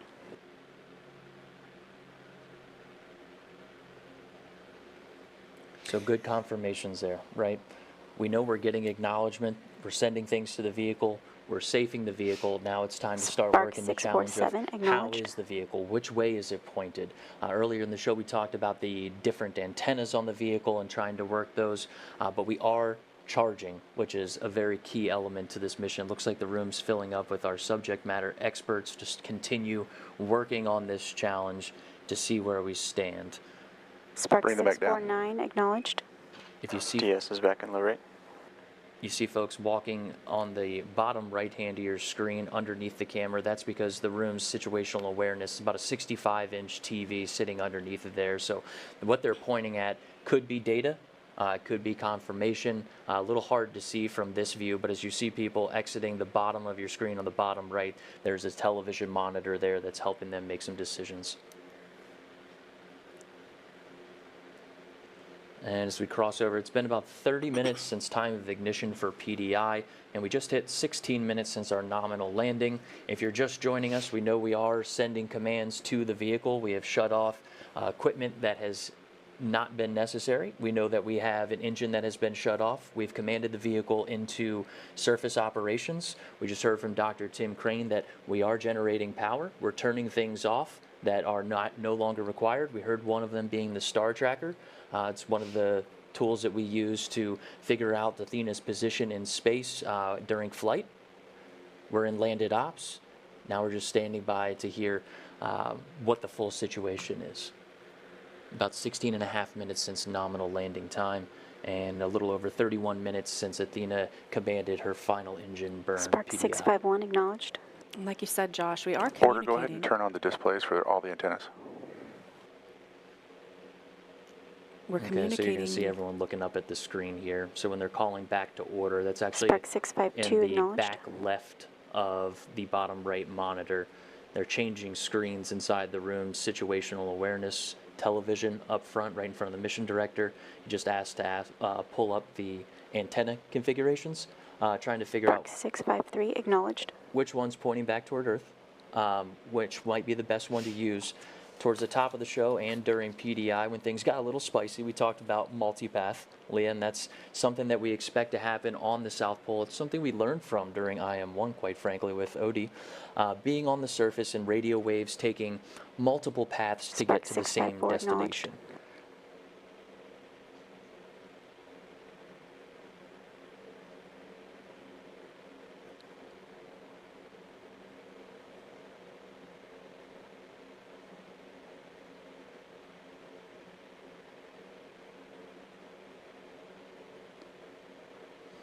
Multipath exists down on the lunar surface just because there are so many different ways. So during IM-1, we were sending out signals that were bouncing off the surface, bouncing off of craters, and making their way back to Earth. We took I think it was a Saturday and a Sunday to learn a little bit more about the multipath situation. You mentioned, Leah, Odysseus ended up breaking a leg and then laying down gently on the surface, but that communications does create a problem between multipath and learning about those things. Inside of Intuitive Machines' Lunar Data Network, It's comprised of ground stations all over the globe. The All right, largest Spark, one of this them good being work so far. What else we got? the largest ones down in Australia. That is the Parkes Observatory. They call her Miri Yang down there, but that really is what helped us pick up those weak radio signals for IM-1. That's not the dish we're on right now, but it seems like we do have a great connection from the vehicle. I believe that dish we're using right now is GHY6 in Goonhilly, but I don't have that confirmation right in front of me. AD, this is Prop. Can you confirm what is getting powered down? Everything we can right now, Prop. Copy. They're powering down these systems aboard the lander because it does take quite a bit of energy to land, but we did hear good confirmation that we are also generating power. Yeah, all these commands that are going to Spark. Spark is code for avionics, right? It's where our power is being allocated on the lander. And we've heard a lot of confirmations of things being turned off. We heard Dr. Crane say we are generating solar power. At last check, we heard Mission Director call out to look at the antenna configuration on the room's situational awareness model screen, and we're still standing by to see where this is going to go.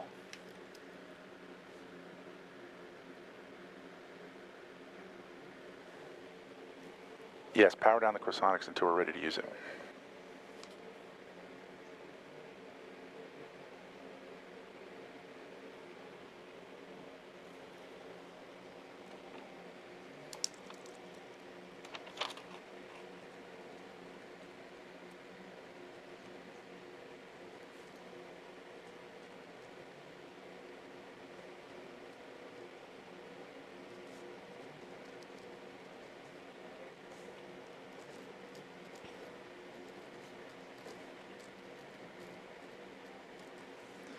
It's about 20 minutes now since our intended landing time today. Again, we were expecting that around 11:30 a.m. Central.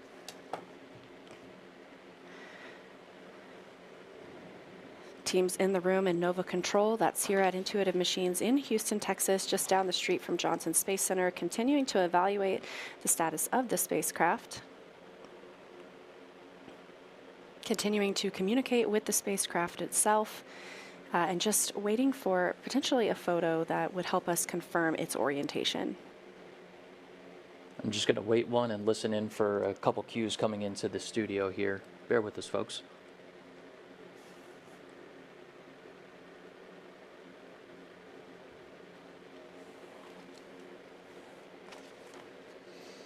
Thanks again, folks, for joining us for the IM-2 mission's landing coverage. I want to go over a few things we do have coming into the studio, into our ear, that we can confirm while the folks are working inside of Mission Control on their own challenges, but a couple things that we do have that we can confirm.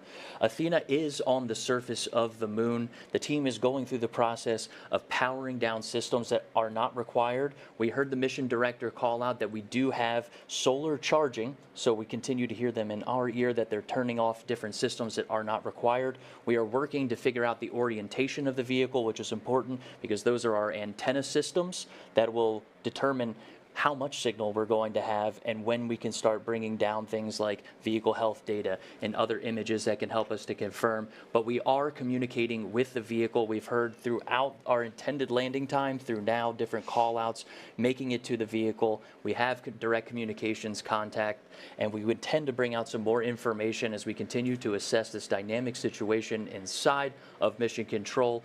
We intend to have a press conference at 3 o'clock Central Time. That's 4 o'clock Eastern. We'll do it right over at Johnson Space Center, Leah. That's right. Thanks for joining us today. And we'll have plenty of other information if anything else comes out on our website, as well as our X feed to keep everyone up to date. Thanks for joining us, folks.